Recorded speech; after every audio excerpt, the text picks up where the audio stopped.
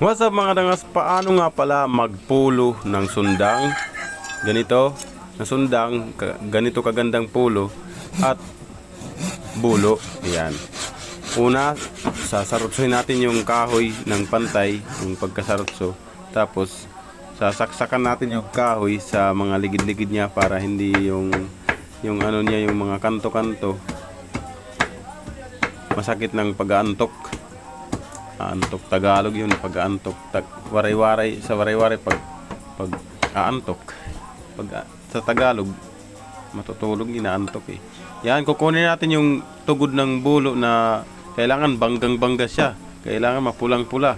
Tapos ibubutang mo diyan sa ano na kahoy, tapos iuusok mo yan diyan. Tapos iaantok mo na yung ibinubundo ibubundo mo yan diyan sa matiga na tulad ng yan na simento.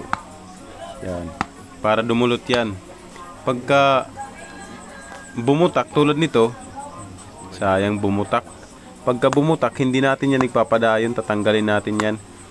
Magbibiling tayo ng bagong kahoy na matibay, yung medyo mayumo, tapos hindi siya bubutak. Hindi yung kahoy na mabutak. Ayan. Sugba natin uli yung tugod ng bulo diyan sa kalayo, sugba natin uli yan. Tapos hayaan natin mabangga yan. Tapos manguha tayo ng gamot ng kahoy.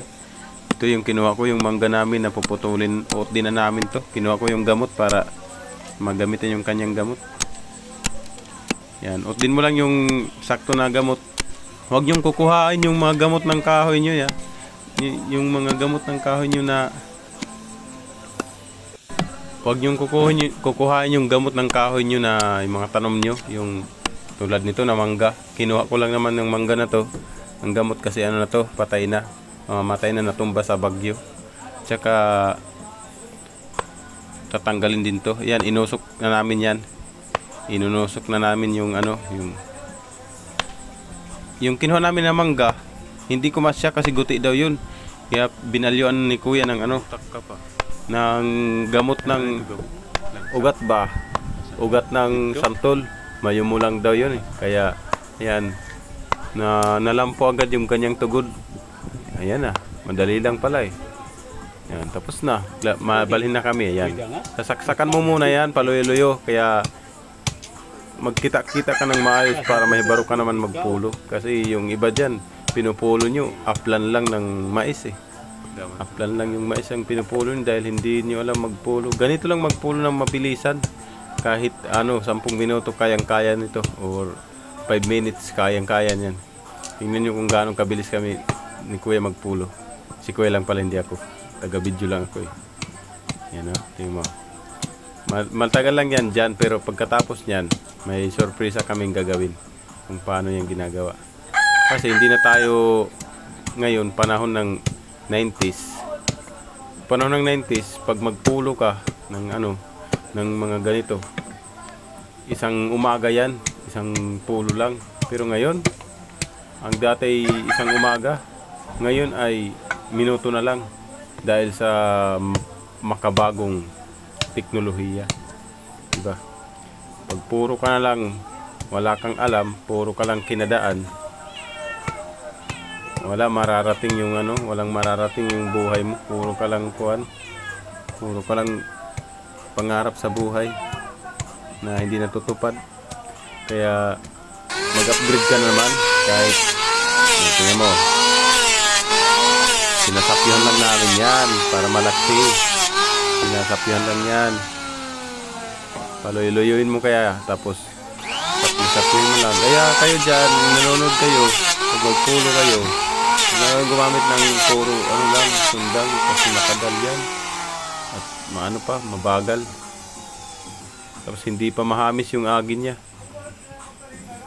Ayan o, mabilis lang, lapad agad. Pati yung babaw niya, sakyahan nyo. Kaya lang may dumog yung gamot namin na nakuha. Ayan, pagka ganyan, gagamitan mo muna ng sundang. Pagkatapos yan, ayan, mabilis na naman. Gagrinderin mo naman yan. Sander yan, sander, hindi grinder. Sander. Diba? Napakabilis ng trabaho at napakasinis ng agi niya.